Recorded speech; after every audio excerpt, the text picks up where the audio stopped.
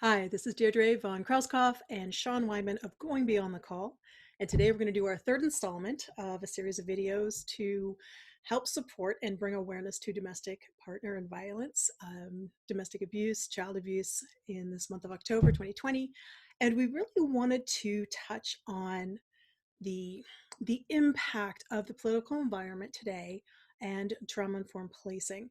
And the concern is we know, like, experts are already talking about the increases in addictions and alcoholism. They're talking about the increases in arrests for domestic violence, abuse, child abuse.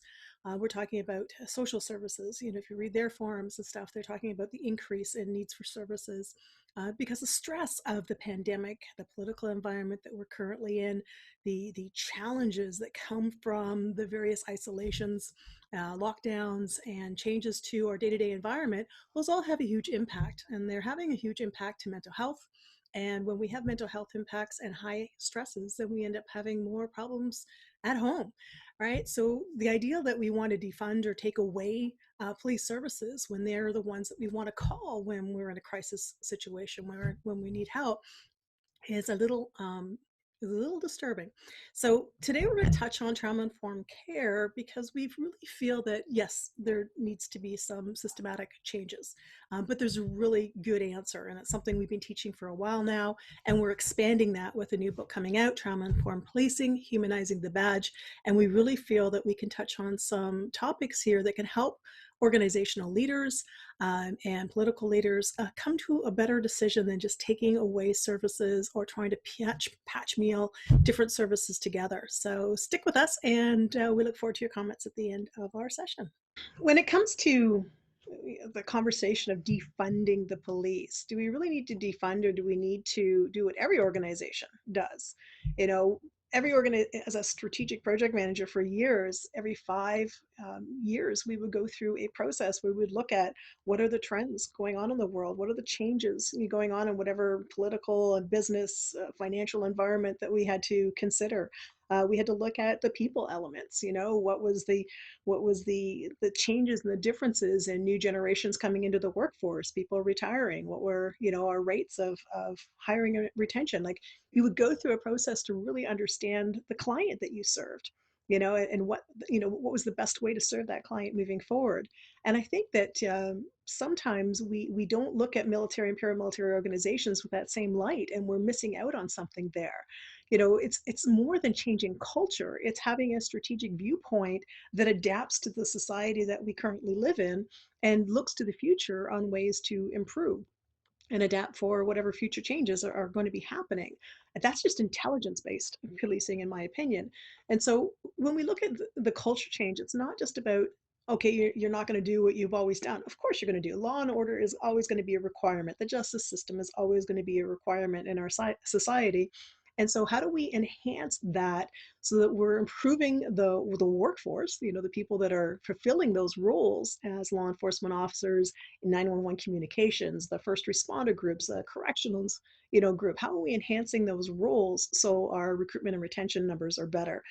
How are we lowering our sick time, our STD, short-term, and LTD, long-term, disabilities? How are we ensuring that we have the best, mentally fit workforce out there interacting with the community and representing our brand, whatever department and city and town and country that we're representing? Those things are important when we look at the visibility that is out there, whether it's officers who are wearing cameras, or the cameras that are out in society recording, almost every block that's out there in bigger cities anyway, and all the phones of people who are monitoring everything that's done. There's always someone recording something. And now it makes us look at ourselves in a different light. So if we're in these organizations and we've never really done that internal review and that strategic outlook, then we're missing out on an opportunity. And trauma-informed policing, for Going Beyond the Call, when we teach it, it's about helping that internal organizational aspects, as well as that community at that outward facing strategic viewpoint. And in those two arenas, there's a lot that we can do, that rather than defunding, we're reallocating funds to things that matter. We're reallocating to things that are going to create healthier relationships between the people who are serving, the public, and the public that are receiving that service. And Sean, just love you. I love the way you think about this because I know you've been practicing it for what, 5, 6 years now. You've had some great and amazing successes in your neighborhood, in your community. You have other, peers coming up to you and saying, "Hey, how did you do that? How do you calm this stuff down so easily?" You have citizens in the public saying, "Hey, it's that guy. We can trust him." So, what does trauma-informed policing mean to you? So, what trauma-informed policing means to me is simply from a policing perspective, understanding the social emotional aspects of both the way we interact with the communities and way the communities interact with us, and the effects that has on us based on the different types of trauma, the different types of challenges and things that we see day in and day out. So really having a clear, concise understanding about trauma informed care and how it affects us and how it affects our communities. Yeah, and that's really awesome. And a lot of people, when they think of trauma, they're thinking of wounds, right? Yeah. So when we talk about trauma, from a psychological, emotional, social emotional perspective and such, we're talking about those wounds, but the wounds aren't necessarily visible wounds.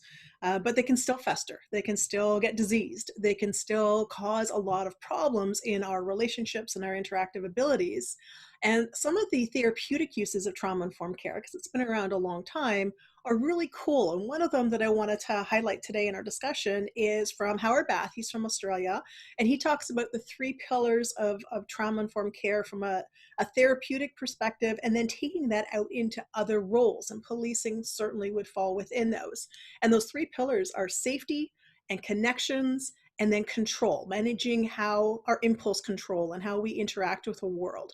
And those 2 things are critical for healing from any kind of psychological or emotional trauma.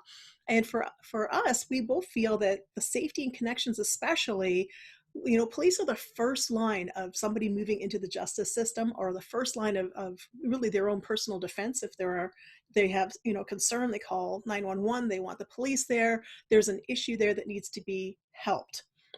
Now, as a victim or as a perpetrator, both sides could have psychological trauma in their backgrounds, both could have adverse childhood experiences, and just the moment that they're in is clearly an emotionally escalated situation. So, Sean, from that perspective, how do you feel trauma-informed care training with the police, academies and their annual training could help that initial feeling of safety and connection? So, first and foremost, it's super beneficial to law enforcement because it helps us at a very early stage in our development as police officers to go back and recognize that maybe some of the things that we went through from our own past, like for me, I went through mental and physical abuse. I was an alcoholic at the age of 12. I witnessed domestic violence. My stepfather was a drug dealer, right? I saw a lot of adverse things as a kid that most kids should not see, although we know statistically that's not necessarily the circumstances right now. So at an early stage in a young officer's career, they're now afforded the opportunity through this training to go, oh wow, you know what? I never thought about the effect that my mom and dad's divorce may have had on me and how that could impact me as I go forward doing this job. Or I never dealt with the fact that my mom was mentally abused and I watched it be done right in front of me. Or I never dealt with the fact that my dad was incarcerated, right? So it allows us first to recognize the challenges within ourselves that we haven't addressed. That's a huge key because by recognizing that, as you know, that's one of the 4 R's of trauma informed care is recognition. So recognizing that within ourselves, there are things within us that if we haven't dealt with those things correctly before we ever start the job, those things could make an impact on us. We don't teach that right now because honestly, I don't think a lot of organizations know or understand that this is a part of it that needs to be addressed.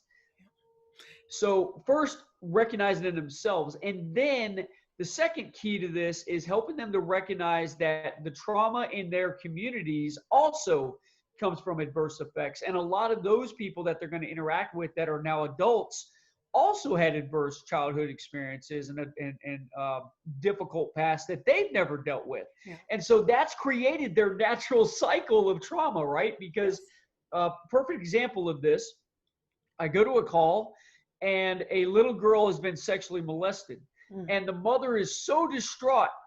And it's not just because it was her daughter that was molested, it's because of the fact that it's the same perpetrator that molested her when she was a little girl has now been allowed to molest her little girl. So that Wow. cycle of trauma is continuing and creating that genetic trauma, right? That generational trauma, if you will. So it gives us two key functional things. It focuses on us as ourselves individually, and then it focuses on how our communities are impacted. So trauma-informed care plays a huge role in both sides. Yeah, absolutely. And like, wow, that's a heartbreaking thing to have to manage as a police officer. Because you know the impacts, you know the effects yourself. And I know that as a trauma support wife, when I first volunteered for that years and years ago, when I was married to a police officer, I thought it was going to be, somebody got shot, or somebody got knifed, or they, had a car accident and they're in the hospital and the spouse would require some sort of support. And I was surprised, when I was like on the call list that it was calls about, he's hitting me, or he's being, he's bullying our children, or he's coming home and he's drinking himself to stupors and getting really mean. So a lot of it was the emotional, abuse kind of support, that emotional draining that comes when somebody is dealing with an emotional trauma that they haven't managed, they haven't done anything about. And you get into those cycles of conversations. And I really think that happens with police officers who show up on somebody else's doorstep. Like you said, you come kind of with your own baggage, your own trauma. Now you're trying to deal with somebody who has that trauma. If they're triggering you and you kind of get into maybe their tonality, their body language, what they say, the choice of words, those things can all kind of trigger your emotions. And now you get this escalation situation that needs to be de-escalated. And that's either through, conversation, de-escalation training that you've had, or it comes to physical, arrest and other things. Yet if you could understand these things, from a pre-escalation mindset, if you understand what's happening within you, and then you understand what's happening, with other people, and you can start recognizing some of those emotional responsive actions and ways, and you can control yourself, because really controlling yourself comes first. Well, then perhaps you don't have to have that escalated conversation. You don't have to Right. go there. And that's what I really find trauma-informed policing is going to be really critical. And that comes back to organizational stuff, right? What are the policies and procedures? What does your department practice when it comes to arrest processes? What other options are available to you? If you were to go in from a safety and a connection perspective, can you offer people support services? Is that common? Is that, normal? Do you offer mental health, changing, shelters that people can go to, restorative justice options, especially with youth? Are those things available within your organization? And I think that kind of comes to that question of, does policing need to be modernized or altered? And if it does, I don't think defunding is the answer. I think you came up with it, when we talked earlier, there's a different way to manage that rather than defund. How about we change, how we allocate that money? So talk a little bit about what that would mean to you within your own organization and others. Sure. So real quick, I want to go back because you brought up another great point, right? By training officers, we shouldn't just train the officers. We should be training their significant others as Yes. well to Yeah. see those signs at the beginning, right? Yeah. Recognition should start at the beginning of their career, not in the middle of it. Yeah. So going back and teaching, at the beginning and teaching, having a program that focuses on spouses and significant others and family members, that would be huge for trauma-informed care as well. Yeah. Now, when it comes to, reallocating and looking at things, look, we're in the 21st century of policing. Every police officer I know that I work with, we have video cameras that we carry on us. And still to this day, you got veterans that are cursing, that are saying disrespectful things, that are doing things that aren't necessarily politically correct, if you will, right? And it's getting them in trouble because now they have these cameras. So anybody that says that policing is fine, we don't need to change anything, we don't need to adjust anything, they're full of it, because we do need to make changes. We do need to adapt to our new environments. We have these little parrots on us now. We need to adapt to that, and we need to be able to adjust to that. Now, that doesn't mean that we lower our safety or we lower our standards or any of those things. As a matter of fact, it actually increases and enhances our officer safety, because we're more aware and more focused when we stay in a rational state, even when somebody else is in an emotional state. Now, what would it mean to reallocate those funds? What it means is take the money that you already have and reallocate a small portion of it, and literally a small portion of it, to focus on the social emotional aspects. Go to your local community college or wherever your academies are being presented, and start talking to them about having conversations with recruits in the academy, whether it's an 8-hour block, a 16-hour block, a 40-hour block, whatever that looks like, to introduce them to trauma-informed care policing, right? An introduction. And then when they go into their field training programs with their FTOs, who need to already be to be trained in trauma-informed care policing, so that as those young recruits are going into their first introductions to social emotional challenges, those FTOs are right there on top of them, their peers as well, their peer support as well as trainers, right? And they're going to them and they're going, hey man, that was a really difficult call. You know, when I had this call as a young officer, this is how it affected me. What affected you most? Notice I don't ask them, did it affect you? I go, what affected you most, right? And I open that question up to where they can go, wow, you know what?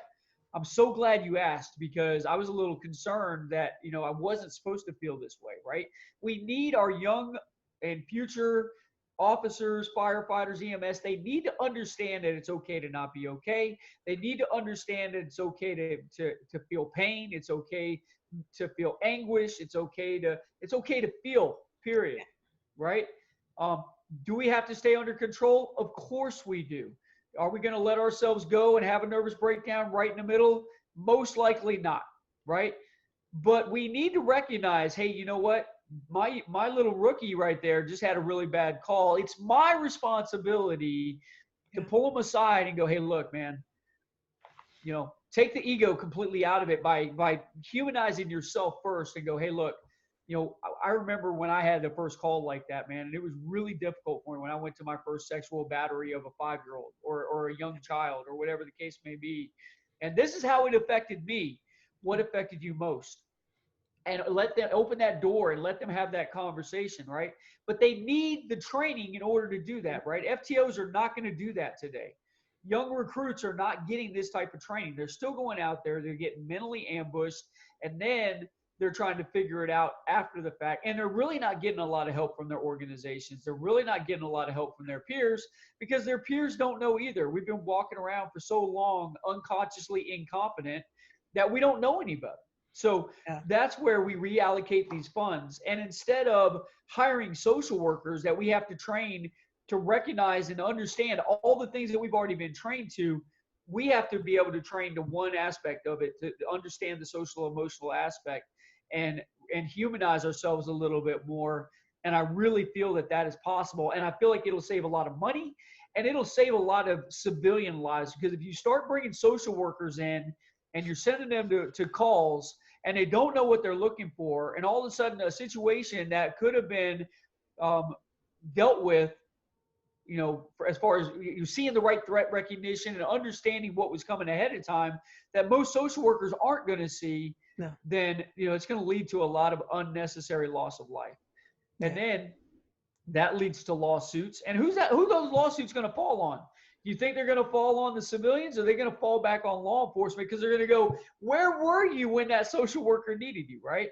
Now, some organizations are talking about taking social work and law enforcement and putting them together, and them going together. That could work. That's a possibility, because you have the safety aspect where the officer is paying attention and looking at what's going on, and you have the social worker that's there. And then when they realize, okay, this is deeper than just a civil matter. This is getting criminal in nature. So law enforcement is going to have to be a part of this interaction. Yeah, yeah, absolutely. A lot of cost, to that one though, right? So, and does every situation need it? And how do you, because I've studied, I've gone and I've looked at the organizations, including the Toronto Police Service up here, which was one of the first that started doing that, and getting enough social workers, having them on call on night shifts particularly was a very Right. big challenge. Having them prepared, having them come back after their first, highly escalated situation, where fear, which is not necessarily taught in their, educational, training to like how to manage, get past that fear response. So there's a lot of challenges to that, seemingly simple answer. And really, Hey, one more thing though that I yeah, just thought about, right? yeah. Social workers, although they may have been taught trauma-informed care, they don't implement trauma-informed care. So there's nothing to say that these social workers are going to walk in with an implementation of trauma-informed care when they go into these challenging situations. As soon as somebody starts yelling at them, they get triggered. They start yelling back. Now you got an officer dealing with dealing with a verbal disturbance between the social worker and the original victim, Yeah, right? So how are we going to manage that? How are we going to handle that? yeah, And a I lot of saw. people go, "Oh, well, social workers are well trained." No, they're not. No, they are not. Yeah. Unfortunately, a large majority of social workers have adverse experiences from their past that they never dealt with, and they brought that right into their job, right?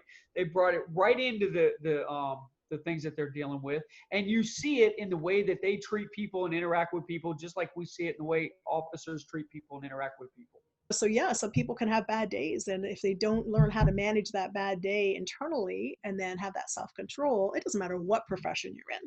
Think about how many times you've seen nurses treat patients, like crap, or doctors, how famous is their bad bedside manner, right? Yeah, A lot of people need the trauma-informed care just to understand from an empathetic perspective, being able to put yourself in someone else's shoes. Not to say that believe them or want to make their life better, or all those other aspects of compassion, other elements of heartfelt senses. But right. empathy really is just being able to say, hey, listen, I can see that you're going under something right now, and I'm going to try to understand the best I can from your perspective and help us move through this situation to the best possible Absolutely, outcome for all involved, right? absolutely. Yeah. I think that's the tenets of trauma informed care is really from that organizational perspective.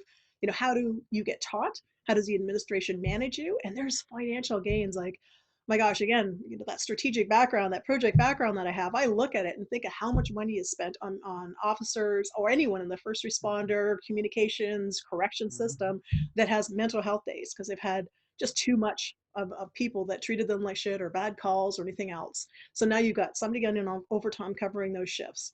You have people on short-term and long-term disability because of mental health stressors that they may or may not, use the mental health as the reason, but they're off and you have to Right, replace them. You have right. recruitment and retention issues, especially in law enforcement right now, which is a Oh huge yeah, cost, right? With people retiring early, now you've got to replace them and train them. Like there is so much money spent because we're not actually looking at the root cause problem and offering the training and the necessary um, ongoing training required. And really, trauma-informed care policing is one element of that because it covers biases, right? It covers yeah, implicit and explicit bias. It covers mental health issues, managing people under mental health stress and strain. It manages like all of the physical stuff that comes with untreated stress, and that's that yeah. hypervigilance, right? Which hypervigilance can like lead to very aggressive personality traits, and especially in Mm-hmm. policing because you think everyone's a threat. Well, if you treat every person you meet as a threat, well, guess what? They're going to read that off you. And if they've had trauma and stress and they're reading that you're looking at them as they're a threat, well, guess what? They're gonna get defensive back. And now all of a sudden you have a triggered situation that could escalate very quickly. That if you learn how to control that, not saying you don't need to be hyper vigilant or vigilant, but if you can learn to control your approach and the way you talk, your body language, the choice of words and questioning techniques, you learn to control those strategic elements to gain the best possible outcome, well, then you're not going to have half the escalated situations that you currently have. That's right. That's true. So I Yeah, don't know if you want to go over like the 4 R's of trauma-informed care, a sure. little bit about how you could better approach these situations and hopefully, with a pre-escalation mindset, avoid some of the escalations that, are really predicted to occur. first I want to address officer safety. I'm a defensive tactics coordinator, or correction, I was a defensive tactics coordinator. I'm a defensive tactics trainer. I've been training in it for over 18 years. I never, ever would create something or put something out there that would reduce any level of officer safety ever. So when we say that you don't go out there and see everyone as a threat, what we're saying is the perception of what you look like, your body language, right? Your body language telegraphs a lot. So you have to learn to, in the back of your mind, you're looking for weapons. You're trying to figure out, okay, how's this person going to kill me? Every call I go on, I tell people this all the time that ride with me. I go, okay, first thing I'm doing is my mind is scanning and I'm figuring out, all right, what are the different ways this person can kill me? And some people go, oh, that's so paranoid. But no, that's the truth. That's what you're looking for. You're looking for the threats. Where are the initial threats? What are the things that can hurt me? What can hurt them? What can hurt the people around them, right? That is a natural cop instinct, is to identify threats, all right? So you're identifying the threats. You're just not putting it out there where your body language is telegraphing what you're doing, right? So you're smiling, you're engaging, but in the back of your mind, you're going, I know you can kill me. I know you can take me out, but I'm not going to let you see that, right? I'm not going to let you recognize that in me. I'm going to internalize, I know what I'm looking for, but at the same time, when I'm addressing you from a human standpoint. And look, the large majority of the people we address end up not being threats. Right. I'd say highly 80, 90% of the people we interact with, even the people that act threatening, end up not being a threat, right? So we have to be able to train that, and we have to be able to address that as far as recognition, right? That's the first R of the 4 R's, is recognizing when someone is under some form of trauma, or it could be something from generational, it could be accumulative, it could be a one-time incident that's so traumatic and so horrific that it impacted them greatly. But recognizing, hey, there's a little more to this than what meets the eye, which is the large majority of the calls that we go on, right? And then there is this idea of, okay, now that I recognize it, how do I respond to it? Is it something where it's an immediate threat and I need to address it? Are they safe? Am I safe? Okay, I feel safe. I don't feel, even though they're yelling and raising their voice and stuff, I recognize this may actually be helping them by letting them to get this out. So your response, and how do you respond once you recognize, what's going on, right? So recognizing, responding. One of the biggest things, though, is realizing, okay, hey, you know what? This is a trauma situation, and this is where law enforcement needs to get better and go, hey, I can tell you're really upset right now. And I know I just got here 5 minutes ago, but I got to ask, was it something I did?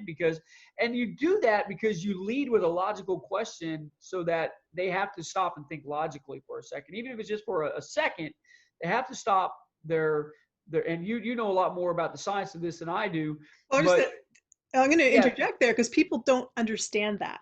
People think that why can't you just calm down? Why can't, like that word, calm down, like that's going to. Why is that such a horrible word to say? You know what? We need to write that down, because we need to do a show just on that. But think of a teeter-totter. If everybody just thought of a teeter-totter, when you're highly emotionalized, your logic center is shut down. Exactly. It is not functioning hardly at all. I'm not saying there's no cognitive use there, but very, very little. So if somebody's highly emotionalized, the first thing you need to do is kind of click. You need to you remember in the teeter-totters, we used to bounce somebody really hard. You need to bounce somebody into their logic center, because when you're highly rational, then emotions play into the game. It's teeter-totter, it's a little bit of everything, but you want somebody who's balanced. And if they're really high emotions, they're not using their cognitive center. And it works. Yeah, asking these logic-based questions where they have to kind of go through and list in their head, well, no, my girlfriend or my boyfriend or my significant other or my kid or my neighbor's dog, whatever, that's what really angered me. Making them go through that list and confirm what it was, that pushes them into a logic center, that helps you get them into a balanced state. As you would say, they have to process, right? They have to process. They have to process, yes. The Canadian process, not process. Not process. They have to process, right? That's right. They have to process this whole idea, this ideology, and go, wait a minute. Oh, wait, no, I'm not mad at you. I'm mad at blah, blah, blah. Right. But and when that in itself de-escalates them against you. That's right? right. They But when takes the we target off say, you and makes them realize, okay, you're not part of the problem here. You're hopefully going to be part of the solution. right. Yeah. But when we say, hey, calm down, we automatically, that's the Whoop, fourth whoop, R, whoop. Yeah. re-traumatization, right? The biggest, listen, the worst thing you can say on a call is calm down. Yeah. Hey, how you doing, man? What Or do to you a think? spouse. I'm Hey, just going to throw that in there at any point in time. Or to a spouse. Okay. yeah, yeah. How do you say, you know, I mean, and I see it almost every time. I catch myself sometimes going, "Gone it, don't say that," right? Yeah. Because it's a natural response. Why? Because it's something that was told to us over and over and over again is when we were kids and growing up. So it's a natural response. Hey, Sure. Yeah. calm down. And remember, That's the you have that cognitive ability. So for you, you're seeing them fly off the handle and you're like, what is the problem yeah, here? Like, this does yeah, not require this level of emotional reaction yeah. because you got your cognitive center working. They do not. They So do you need to not. help them get there. Yeah. So we have to help them to avoid re-traumatizing themselves, and we've got to avoid re-traumatizing ourselves. Hmm. Again, that's where understanding ourselves and the things that can trigger us from our past comes into effect. Because if they go, you know, um, they say something racial to you, or they say something derogatory to you, and it takes you back to when you were in a situation when you were a kid, Yeah. and that re-traumatizes you, and all of a sudden now you've gone from rational to emotional. Now you're both just going at it back and forth, and nothing is getting Yeah. resolved. As a matter of fact, it's getting higher and higher and higher and higher until it explodes. Yeah. And then that's what leads to unnecessary use of force that could have been avoided in the first place Yeah. by just simply staying in our logical state. So and we actually have a fifth R in trauma informed Yes. care with us with going beyond the call. And that is understanding that the more that you do this, the more that you practice it, the more you apply it, the more resilient you're Yes. going to become. And that's really Fifth R. cool. Yeah. That's right. The fifth R. And resiliency, you got to think like just being in the job that you do, whether that's in 911 communications, law enforcement, fire, EMS, or even corrections, forensics, all of the spectrum, military, all the places that we practice teaching right now. You learn resiliency along the way, but Yes. there's different types of resiliency, and the one that unfortunately is learned more than others is that desensitization, the desensitizing sensation, where you just kind of tune it out. And that happens a lot also in medical fields and nursing and doctors. They see so much trauma, so much negative things on a day-to-day basis, you just kind of shut it down. Yeah. But when you shut it down and somebody really needs help and they're really reaching out, well, guess what? They sense that from you, and that can trigger and escalate people too. So you don't understand how much that hurts the other person. I don't mean like, feel bad hurts, but it hurts people inside trauma wise, but also it hurts you because stress and your nervous system and your brain chemical system responses, all that stuff that is internalized and locked in a vault and shoved down deep inside, thinking that I'm tough, I'm strong, I'm resilient, I don't deal with this stuff. Well, guess what happens? It comes out in other ways. And that's why when you look at all of these fields, there are huge rates above the regular public rates in depression, in PTSD, in cancer, in Alzheimer's, in Parkinson's disease, in heart, hypertension, lung, Yeah. lung disorders. When you look at all of the physiological elements that happen because of stress-related injuries, psychological related injuries, then even somebody who wants to say, well, I'm tough, I'm strong, I'm resilient, I'm holding it in. Well, guess what? You're holding it in, but your body's still dealing with it, and not in a good way. So Right. when we do our training, we really want you to understand there's a psychological benefit to all of this trauma-informed care, aspects, but there's also a physiological benefit. And I know that, again, going back to my relationship, there used to be, before the age of the internet was everywhere, there used to be a magazine that came out. On the back page of the magazine, it was like an international policing magazine. It was all the deaths. And then there's all this kind of chatter about the 7-year mark. When you retire, you get 7 years till you'll die if you're in one of these first responder roles.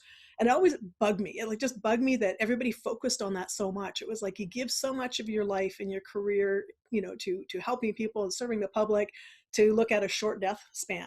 And that rate is not quite 7 years. It's expanded now because I think people are starting to get help, and the stigma of PTSD and the stigma of stress related disorders is coming down, but not fast enough. And that's Right. where, I hope we can help with this training, not only for the internal officer, but all their families, so they can enjoy retirement, so they don't have to deal with Definitely. that, the physical aspects of it, but also the Definitely. people they serve. Like, there's got to be some trust rebuilt.